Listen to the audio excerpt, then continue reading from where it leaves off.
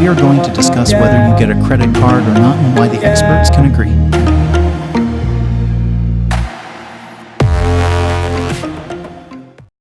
So in conclusion, there are some advantages and disadvantages to having a credit card. And the reason the experts will disagree is because some of them have seen the pitfalls and they've experienced it. So they will tell everybody to avoid credit cards. They don't use credit cards themselves. Others have seen the pitfalls but haven't fallen for them. And they will advise people who are savvy to get a credit card, and they will advise people who are not so savvy or who are beginners not to get a credit card. So what is the ultimate answer? The ultimate answer is there is no need to get a credit card unless you really need one. So unless you're looking to increase your credit score, and if you are looking to do that, make sure you have a mentor or somebody who's going to be able to advise you and support you. If you are going to use frequent flyer points, again, make sure that you have somebody advising you to make sure that you are not receiving a $100 flight in exchange for spending $1,000 extra, because that's what the airlines obviously want. So make sure that you are getting some value for those points and not just spending more than you were intending to spend, because that again is where credit cards can get you into trouble. So avoid credit cards unless you have to. If you need one, then by all means go and get a credit card. And stay emotionally detached from what you are doing and stay financially savvy, because otherwise it can lead to some major issues.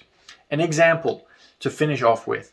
I had a client who I was business coaching, and she had a credit card that she'd been using for her business that had amassed an $8,000. She'd maxed it out. So she had spent $8,000 that she didn't have. And it was costing her a lot of interest and a lot of heartache and a lot of stress and sleepless nights. So I advised her to take that card and transfer it to a zero balance card for 12 months, which means that she was able to then pay the $8,000 back slowly over 1 year, but not have interest and other fees accumulate over time.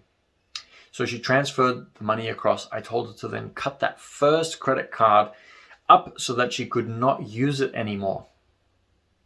She did not listen, and she then spent another $4,000 on that initial credit card, which meant that she now owed $12,000 and was paying interest on the first one. She wasn't paying interest on the second one, but she now owed $12,000, and she got herself into some real financial strife.